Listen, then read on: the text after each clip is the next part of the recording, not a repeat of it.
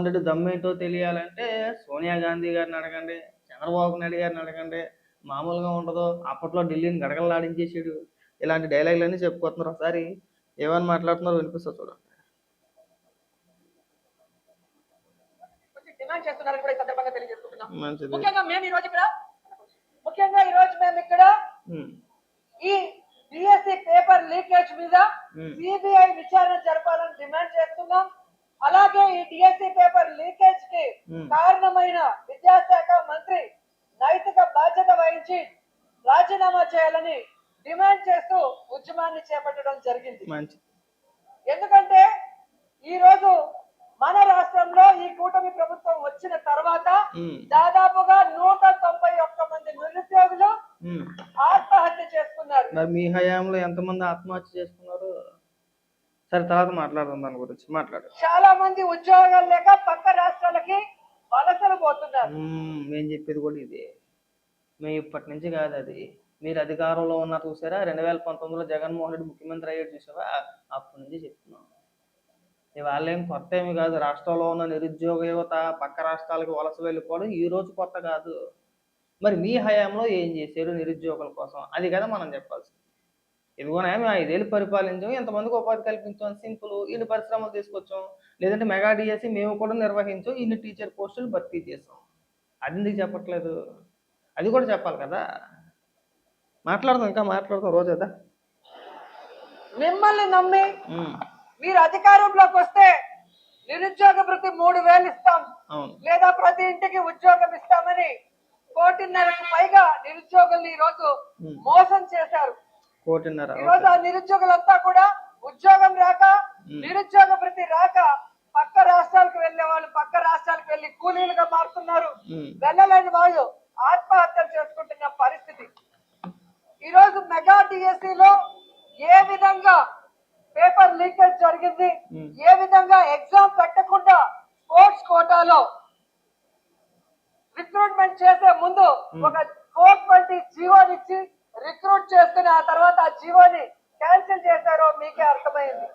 మరి జగన్మోహన్ రెడ్డి అడిగిన ప్రశ్నలకి 2 నెలలు అవుతున్నా ప్రెస్ మీట్ పెట్టి సమాధానం చెప్పే దమ్ము ధైర్యం లేని లోకేష్ ఈ రోజు రాష్ట్ర వ్యాప్తంగా ఉద్యమం చేస్తున్నారని తెలుసుకొని నిన్న ఎక్కడో జగన్ దమ్ముంటే రా నువ్వో నేనో తేల్చుకుందాం అంటున్నాడు. జగన్ అన్న దమ్ము ధైర్యం గురించి సోనియా గాంధీని అడుగు, మీ నాన్న చంద్రబాబు నాయుడుని అడిగితే ఏమీ లేదు. దమ్ము లేదు, ధైర్యం లేదు, తోటకూర కట్టలేదు. ఇంట్లో ఈగల మోత, బయట పలకల మోత, అంతా డొల్ల. పోనీ ఏం చేసాడో చెప్పాలి. దమ్ము ధైర్యం గురించి సరే 2014 ముందు సంగతి పక్కన పెట్టేసి కొన్ని వద్దు, 2014 నుంచే తీసుకుందాం. ఏ రోజైనా సరే కేంద్ర ప్రభుత్వాన్ని పల్లెత్తి మాట అనగలిగాడా? పోనీ అంతకు ముందు ఏమైనా సోనియా గాంధీ గారిని కావచ్చు, లేదంటే అప్పుడు కాంగ్రెస్ ప్రభుత్వాన్ని కావచ్చు, ఏదైనా జగన్మోహన్ రెడ్డి ఏమైనా విమర్శించాడా, లేదంటే ఏమైనా గడగడలాడించేసాడా? పోనీ ఇప్పుడు ఏమైనా కేంద్ర ప్రభుత్వం గురించి మాట్లాడగలుగుతారా? నేను మొన్నటి వరకు ఢిల్లీలో జంతర్ మంతర్ దగ్గర కాక్రోచ్ జనతా పార్టీ నిరసన తెలియజేశారు.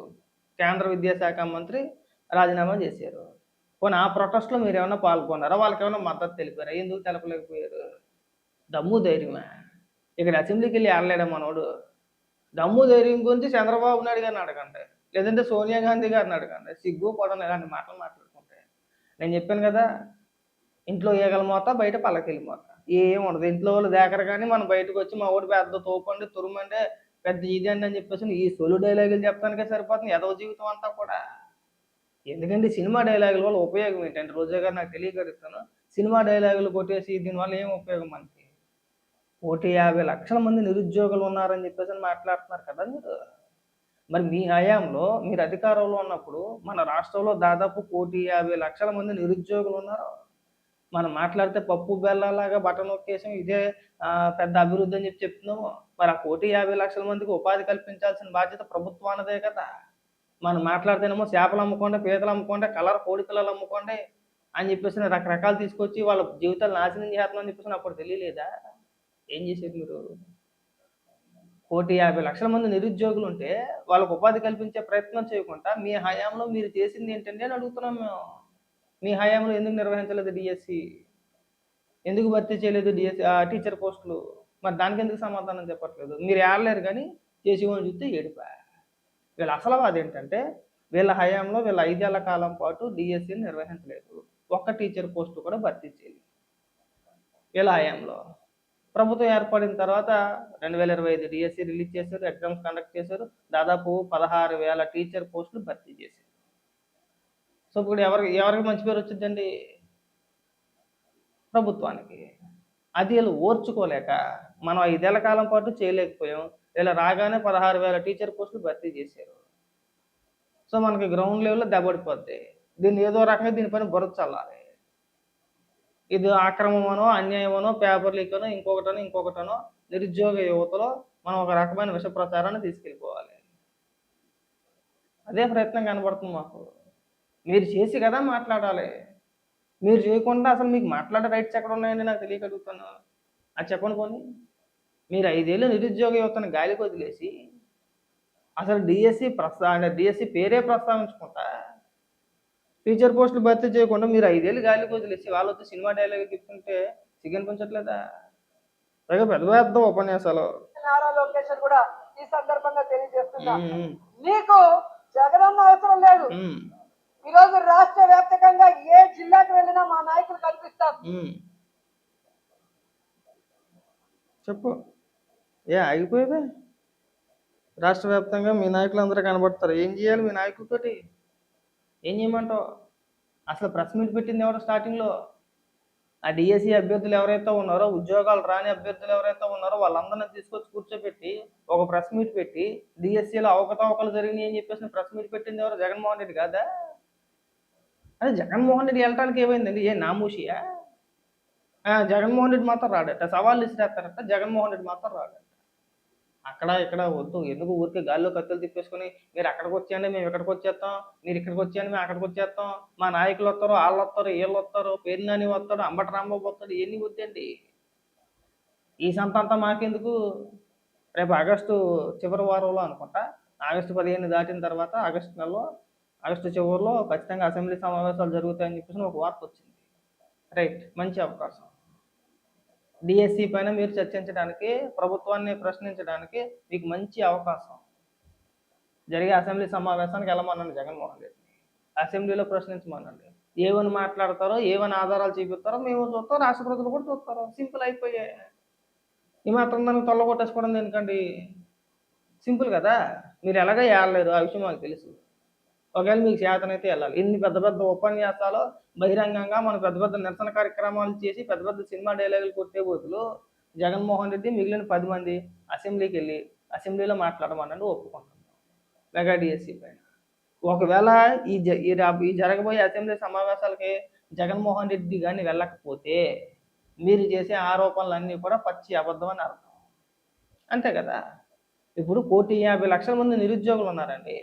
అంతకంటే పెద్ద సమస్య ఉందో వైఎస్ఆర్సీపీ పార్టీకి? అంతకంటే పెద్ద సమస్య వేరే లేదు కదా. అటు వాళ్ళు చెప్పే లెక్క ప్రకారం అంతకంటే పెద్ద సమస్య లేదు. మరి వాళ్ళు భవిష్యత్తు కోసం మీరు ప్రభుత్వం పైన ఇచ్చేస్తున్నారు కదా, ఆరోపణ చేస్తున్నారు కదా డిఎస్సి పైన. మరి ఎంతకంటే మీకు మంచి అవకాశం ఏముంటుందండి? అద్భుతమైన అవకాశం వచ్చింది మీకు. రాష్ట్ర ప్రజల ముందు ఒకవేళ నిజంగా ప్రభుత్వం తప్పు చేసుకుంటే, నిజంగా మీరు ఆరోపించినట్టుగా డిఎస్సిలో అవకతవకలు జరుగుంటే ప్రజల ముందు పెట్టే అవకాశం, అద్భుతమైన అవకాశం వచ్చింది మనకి. రేపు రాబోయే అసెంబ్లీ సమావేశాలకి జగన్మోహన్ రెడ్డి గారిని వెళ్ళమనండి. జగన్మోహన్ రెడ్డి గారు వెళ్ళి డిఎస్సి పైన మాట్లాడితే మీరు చేసే ఆరోపణలో ఎంతో కొంత ఆధారాలు ఉన్నట్లు లెక్క. నిజమేనేమోరా అని చెప్పేసి అనుకుంటారు ప్రజలు.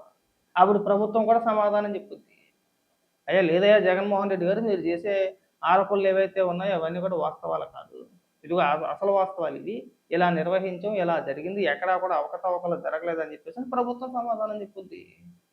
ఒకవేళ మీరు ఇక్కడ గాల్లో కత్తులు తిప్పేసి పెద్ద పెద్ద ఉపన్యాసాలు ఇచ్చేసి రేపు జరగబోయే అసెంబ్లీ సమావేశాలకు కానీ మీరు వెళ్ళలేదనుకోండి, ఇప్పుడు మీరు చేసే ఆరోపణలు అన్నీ కూడా పచ్చి అబద్ధాల కింద లెక్క. అంతే కదా. మరి ఎంతకంటే అద్భుతమైన అవకాశం ఇంకెక్కడ వచ్చిందండి? ఇష్యూ నడుస్తుంది కదా, అసెంబ్లీ సమావేశాలు రాబోతున్నాయి. రైట్, అద్భుతమైన అవకాశం. వెళ్ళండి, అసెంబ్లీలో పోరాటాలు చేయండి. అక్కడ ఇక్కడ మీ నాయకులు అంబటి రాంబాబు, పేరు నాని ఎందుకండి మాకు? వాళ్ళు ఎమ్మెల్యేలుగా కూడా గెలవలేదు. జగన్మోహన్ రెడ్డి శాసనసభ్యుడు, ఎమ్మెల్యే. వెళ్ళమనండి, మాజీ ముఖ్యమంత్రి. అసెంబ్లీకి వెళ్తే ఏమన్నా కొడతారా? కొట్టరు. మరి ఇంత అద్భుతమైన అవకాశాలన్నీ వదిలేసుకొని మేము బయట పోరాటాలు చేస్తాం.